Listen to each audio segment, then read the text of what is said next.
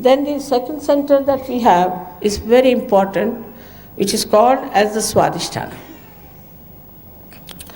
This center looks after physical and our mental activities. Perhaps the doctors don't know that it has a very important work to do, is that it has to nourish the brain with new cells, because all the time the brain is using these cells for its activity. So the energy has to go from this center up there, you can see, and then it nourishes the center, it nourishes the brain through its activity. Now when we are very futuristic, or we are using too much of a brain, I should say too much of a brain activity we are futuristic, we are planning too much, thinking too much, all the time thoughts and thoughts and thoughts. That time we are using the energy of this center. But this center has another very important thing to be done, that it goes round, as you see, it moves all round here. It's shown here directly, but is connected to the center. And it moves round and round and round and gives energy to this area where we have our liver, our pancreas, our spleen, kidney, and parts of intestines.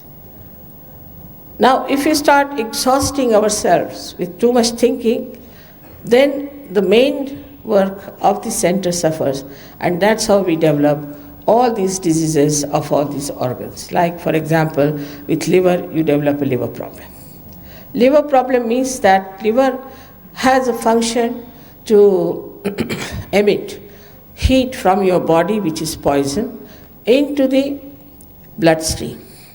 But when liver gets upset, we should say, the heat is retained in the liver. It passes upward and downward. When it passes upward, it affects a center there, as you can see, what we call as the right heart, and people develop what we call the disease as asthma. And when it passes downwards, it reaches the kidneys and coagulates, and you get kidney troubles, for which we have to go on dialysis and ultimately to die. So this heat is created because our liver is out of gear. At the same time, this heat can also pass if a person, say, at a very young age drinks and puts in too much of physical efforts and is all the time busy thinking. He might get a very fatal heart attack, because this heat can go towards his heart and just collapse it.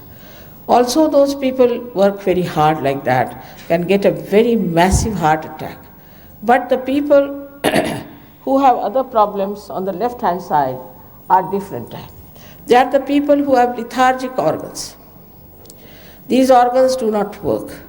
And when they do not work, then they have all the other problems of the left side, as we call it. And this also causes another serious problem of psychosomatic troubles. Now, the essence of this center is that it is creativity. When the Kundalini nourishes the center, people become extremely creative. Now, you have seen these artists who are playing here. They were very simple, ordinary artists, but after coming to Sahaja Yoga, suddenly they have bloomed so much. The most surprising thing is that people, say even from Switzerland, who do not know a word of Sanskrit, who do not know a word of Hindi language, have composed poems, they have put them to tunes, and they sing as good as these people can sing. It's impossible to believe that even the English, who are so difficult to even pronounce a sentence in Hindi language, are now fluently speaking Sanskrit and talking all these things. Because of this creativity improves you. We have so many artists in India who came to Sahaja Yoga. I don't know if you know their names or not, like Amjad Ali, Jalota, so many of them. They got their realization, and after that, now today they are very well-known artists.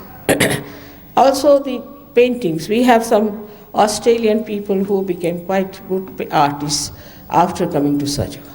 So it gives you an sense of aesthetics, and also it gives you the energy to express yourself. Now, if you have the technique of how to create anything, say you want to make a house, or you want to paint, or if you want to do something, moldings, or anything that you want to do, if you have the technique, the creativity, the power of creativity starts pouring in you, and you start producing things on which you cannot even have thought of, and these things happen to a person. So a person can become extremely dynamic with this. But if with that you do not keep your Sahaja Yoga practice, means if you do not keep your connection with the divine, then the energy gets exhausted. That's why self-realization is very important for every artist, that he should get his connection with this all-pervading power, which is the combination of all the powers, so that he doesn't feel exhausted with it. Not only that, but all the time this source is flowing into him. Constantly it has to flow, and that's why you have to do little practice of Sahaja Yoga after getting your realization, as I told you yesterday, that now you don't stop at this point, you have to make the connection perfect. Without the connection, it may be that you may go down. So it's best is to keep your connection on and work it out, to give full respect to yourself, to your being. You are not an ordinary thing. You are not a chicken or something like that. You are a human being. And the beauty that is within you is to be discovered, is to be nourished, and to be proud of. It is such a great thing you have within yourself, the powers, which I'll tell you one by one. Now above that is the